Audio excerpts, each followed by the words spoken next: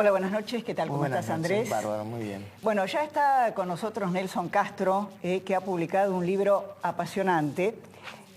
Está aquí, este es el título, Secreto de Estado, la verdad sobre la salud de la presidente Cristina Fernández de Kirchner. Pero antes, ya que lo tenemos acá, Néstor, a Nelson, no nos podemos evadir de lo que fue el dato político de la semana que fue el debate. Por supuesto, bueno, un gusto estar aquí. No, un placer tenerte con nosotros. Bueno, por supuesto, es el tema del cual estamos conversando todos y yo creo que fue el hecho más positivo de la campaña, ¿no? Digamos, una campaña realmente pobre que tuvo este hecho institucional superador para la democracia argentina, constructor de república, ¿no? Y es muy bueno que sacarlo vos el tema que tuviste tanto que ver con aquel primer debate que se intentó entre Angelos y Menem en aquel programa de Neustad. Sí. Yo creo que hemos dado un paso adelante notable y mirá vos lo que generó la segunda vuelta.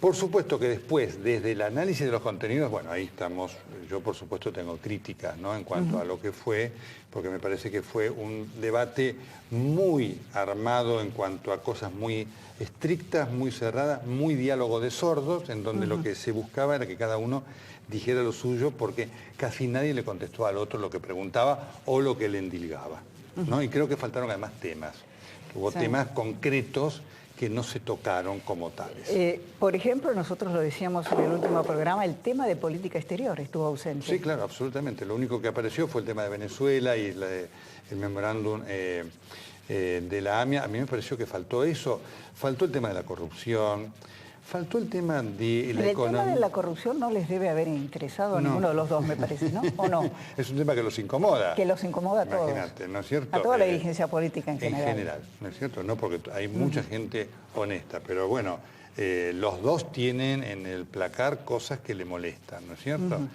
Scioli, por supuesto, todo lo que hace a las denuncias de corrupción del kirchnerismo, lo que ha sido Macri con el caso Niembro, que indiscutiblemente los incomodó. Creo que hubiera sido interesante escucharlo, la gente quería escucharlo sobre el tema de inseguridad, más allá de los ataques, qué iba a hacer cada uno, ¿no? Y el tema de las medidas económicas, ahí el que más avanzó fue un poco Macri respecto a eso, pero no mucho en cuanto a decir, bueno, vamos a hacer esto, tomar esta medida, la otra y demás. Yo creo que esas son cosas que para un próximo debate deberá decirse, mire, hay que hablar de las cosas concretas, ¿no es cierto? Y con posibilidad inclusive, que es lo que ocurre en los debates americanos y europeos, el que pregunta, cuando el que contesta no le contesta, lo interrumpe, le dice, no, mira, no me estás contestando lo que te pregunté, porque cada uno preguntaba una cosa y el otro contestaba lo que quería. Sí, seguían su libreto. Sí. Y además debe significar algo también cuando en la calle se acuerdan nos acordamos las chicanas políticas, sí, no de claro, los contenidos. claro, efectivamente. Yo creo que eso hay que tenerlo en cuenta. El interés que demostró la gente tuvo más rating que la final de Argentina-Alemania. Demuestra eso que es positivo. Muy positivo. Demuestra que a la gente cuando llega el momento de decidir, la política le interesa, ¿no es cierto? Sobre todo con cosas concretas. Lo que yo escuchaba era esto, hubiera esperado tal cosa de todos, tanto del votante de Scioli que dijo, ¿por qué no dijo que va a hacer esto como elemento de apoyo, como el votante de Macri que dijo lo mismo, o como el independiente que dijo, yo no escuché lo que estaba esperando en relación a mi tema concreto de expectativa para decidir mi voto o para ver qué van a hacer? Nelson, acá vamos a unir dos cosas, el tema de la ausencia de la política exterior en el debate y también tu libro. Yo quiero que escuches unos segundos un momento de la Presidenta de la Nación en su último discurso de las Naciones Unidas, hablando sobre el ISIS. ¿Lo vemos? Por favor. Ahora es el ISIS, este nuevo engendro que ha aparecido terrorista, degollando gente por televisión en verdaderas puestas en escena, que uno se pregunta cómo, desde dónde, porque permítanme, me he tornado absolutamente desconfiada de todo. Bueno, el ISIS no es la primera vez que lo decía, un montaje hollywoodense, dijo. Bueno, un disparate. Yo creo que forma parte... ¿Viste cuando yo hablo del síndrome de Ubris? Sí. Que ha generado tanta polémica y demás. Bueno, este es un ejemplo, ¿no es cierto? Uno de los síntomas del síndrome de Ubris es que el poderoso cree que la realidad es como él imagina que es.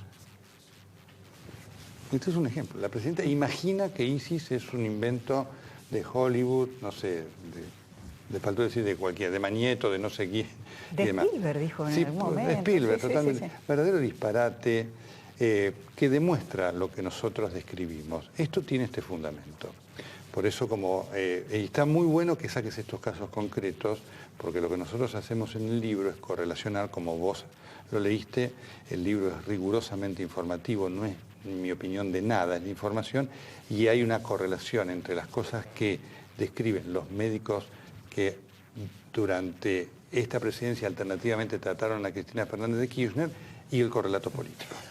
Ustedes certifican en el libro que es bipolar, a pesar de que ella dice que sí, no. no lo certifico yo, lo certifican los médicos que la trataron. Esto es un elemento importante que quiero marcar. Nada de lo que hay ahí es una certificación mía. Ese es un libro periodístico como lo podrías hacer vos o vos hablando con los protagonistas. Quienes hablan allí son los protagonistas médicos que atendieron a la Presidenta de la República. En el caso de la bipolaridad, nosotros quisimos hacer el reconocimiento a quien investigó este tema periodísticamente en principio, que fue Franco Lindner, y él lo hizo con mucha categoría, identificando al médico. Él había preservado el nombre del médico para no perjudicarlo porque el médico lo reconoció accidentalmente. Él nunca lo reveló, nosotros trabajamos para averiguarlo quién era y una vez que lo averiguamos, Franco lo confirmó, pero no solamente que lo averiguamos, ese médico falleció, sino que hablamos con un colaborador de él que corroboró plenamente lo que... ¿Y en esta bipolaridad, Cristina Fernández tiende a la exaltación o a la depresión? En general tiende a la depresión con algunos casos de exaltación. Ahora es un caso notable porque el de la bipolaridad es el tema que más espectacularmente ha impactado sobre la opinión pública. La gente dice, bueno, ¿será bipolar? Los problemas de la conducta de Cristina más graves son otros, que tienen que ver fundamentalmente con tres aspectos, dichos por sus médicos. Insisto, todo esto es información médica como está allí escrita, ¿no? El narcisismo, el efecto del estrés y una atrofia frontal bilateral que la presidenta tiene. El lóbulo frontal es el lóbulo del cerebro que se encarga de las conductas y las emociones. Y tiene que ver con los fenómenos de la inhibición social. Cuando el lóbulo frontal nos permite a nosotros, en un determinado contexto, hacer cosas. Es decir, que yo venga acá vestido de tal manera y diga tal cosa. Cuando el lóbulo frontal está afectado, lo que se ve es una desinhibición, una conducta descontextualizada, explosiva, desenfrenada, con algo que se llama moria, que es un humor insulso y de mal gusto. Y creo que en las cadenas nacionales de la Presidenta nosotros hemos tenido oportunidad de ver varias de estas cosas que las han sufrido muchas veces sus colaboradores. Nelson, vos acá incluso reconoces en tu libro que este tipo de investigación te ha merecido muchísimas críticas, sí, incluso sí. de otros colegas tuyos, sí, ¿no? yo lo sé porque... ¿Cómo lo asumís? Mira, el prólogo lo explica. Primero porque además yo acepto que este es un tema polémico, así que lo que además quiere sacar el tema, ¿sabes qué es, Clara? El tema de lo que es la salud de un presidente, de acá en adelante. Y esto está explicado en el prólogo. Es un libro, siempre a veces el prólogo uno lo lee nunca. Digo, sí. Yo les recomiendo que lo lean el prólogo porque van a encontrar la explicación de esto en casos. Porque estas cosas, el libro como es rigurosamente periodístico, la fundamentación está a partir de casos. Y yo menciono dos casos y agrego un tercero. Los dos casos que menciono, uno es el de Churchill.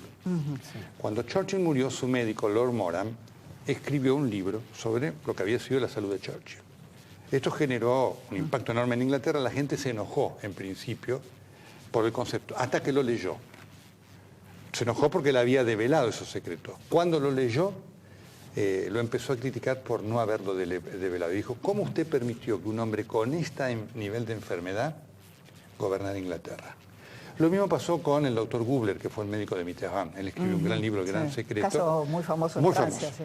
En donde él hablaba de la incapacidad de Mitterrand para gobernar. Lo escribió, la familia se enojó, le hizo un juicio, en París lo perdió. Él apeló a la Corte de Justicia Europea y la Corte de Justicia de la Comunidad Europea le dio la razón diciendo que en el caso de un presidente de Estado el interés público está por sobre el secreto médico. Y agrego yo un caso más, el caso del general Perón. Perón no estaba en condiciones de ser presidente. Los dos médicos de Perón, el doctor Tayana y el doctor Cosio, elevaron en agosto del 73 un dictamen al Consejo Superior del Justicialismo diciendo: si Perón accede a la presidencia se muere en un año. Sépanlo. Perón no puede ser presidente. Y sobre esto inclusive hubo una conversación con el cuidado y el temor que tuvo de Tayana y Cosio. Por supuesto, Perón fue presidente. Se murió al año. Cómo cambió la historia, ¿no? Debió haber la población, tenía el derecho a la población de conocer por lo menos cómo estaba el general Perón, que iba a ser su presidente, de saber el riesgo que tenía. La dirigencia política, inclusive de su partido, tenía el derecho a saberlo para decirlo, bueno, mira, ante esta eventualidad, veamos qué hacemos. ¿Tendrá que tener otro vicepresidente que asume otros roles? ¿Qué quiero marcar con esto? Cuando voy a los casos es indiscutible, se acaba la discusión sobre que el tema de la salud de un presidente es una cuestión de Estado que supera largamente el secreto médico. Y si, por ejemplo, en el caso de Cristina Fernández de Kirchner u otros que has nombrado, si no tuviesen estas patologías, ¿gobernarían distinto? ¿Tomarían determinaciones distintas? ¿Cómo afecta? Mira, hay un dato muy interesante para que vos veas y para que lo marquen también en los hechos. ¿No? Porque las conductas de Cristina Fernández de Kirchner han sido conductas inclusive ilógicas.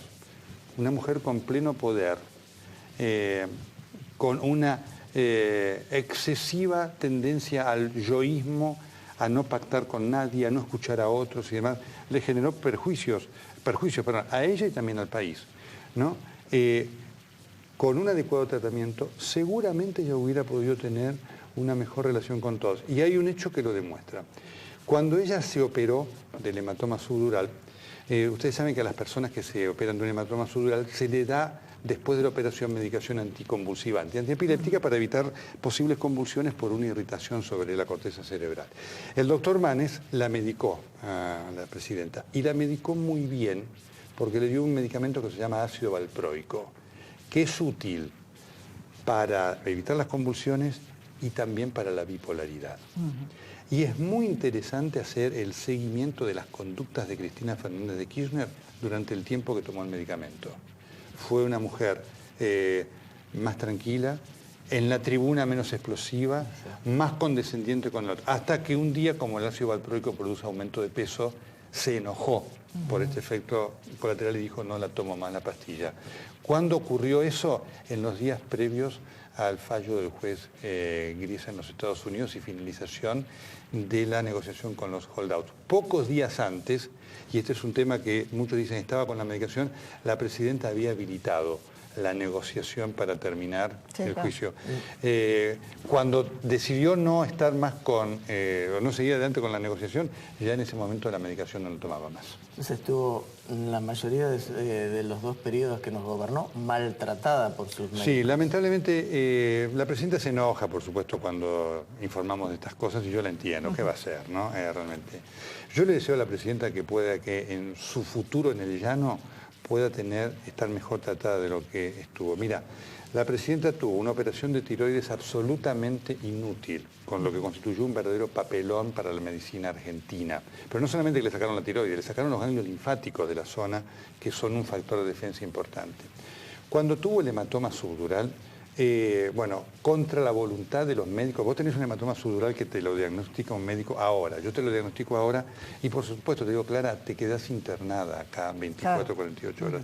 La presidenta se fue a su casa porque no aguantaba estar en la Fundación Favaloro. Tomó riesgos. Tomó riesgos que al otro día generaron una interconsulta y así tantas otras cosas, ¿no es cierto? Yo no sé si la presidenta está informada acerca de su patología frontal y de corazón le digo, espero que pueda acceder a esta información para encontrar el médico que no ha tenido, el médico de confianza, no porque no haya tenido médicos competentes, sino porque la unidad médica presidencial, que es la que ha estado a cargo del manejo médico, se ha regido bajo el miedo. Ningún médico puede ejercer buena medicina cuando a su paciente le tiene miedo. Ahora, para llegar a toda esta información, tuviste que acceder a fuentes médicas directas, sí, ¿no? Fue muy difícil, muy complejo.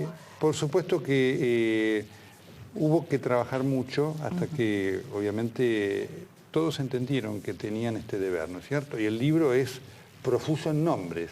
Solo tiene algunos casos muy específicos de cuidado de las fuentes, porque tienen que ver con cosas casi de uno a uno.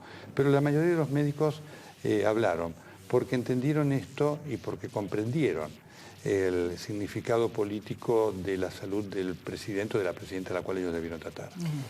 Quedé pensando por una de las respuestas anteriores tuyas, y si bien la ventana de tiempo es muy amplia, pero Evita también fue maltratada por supuesto. médicos.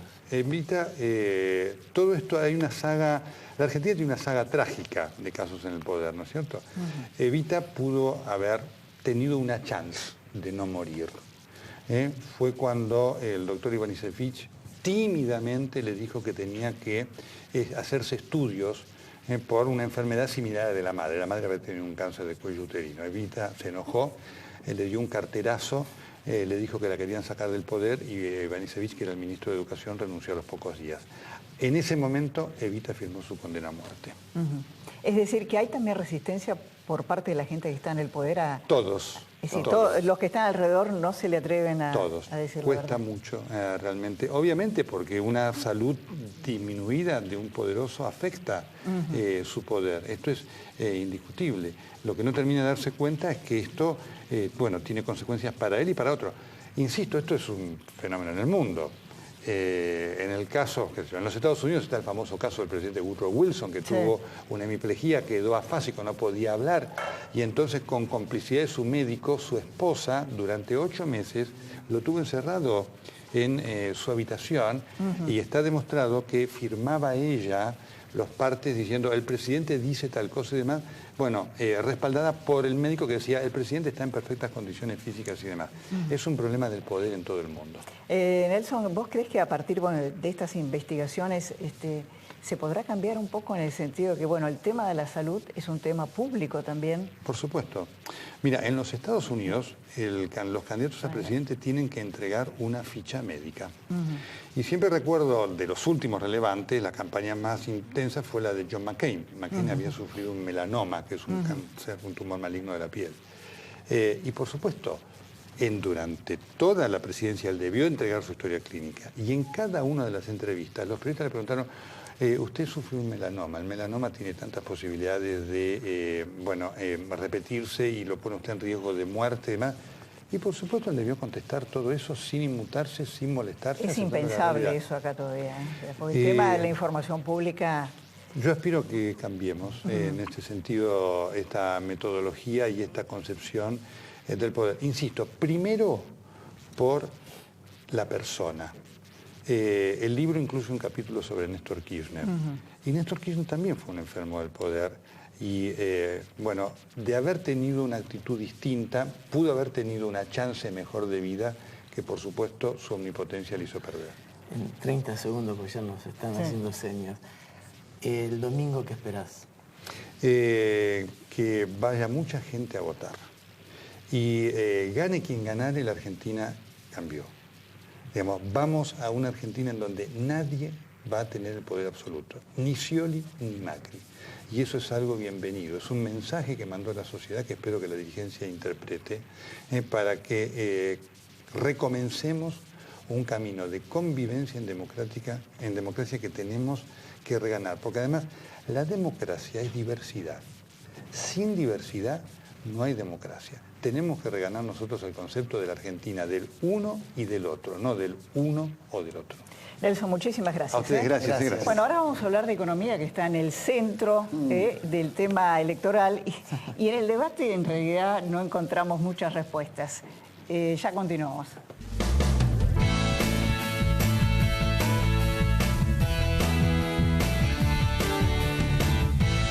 La Boca.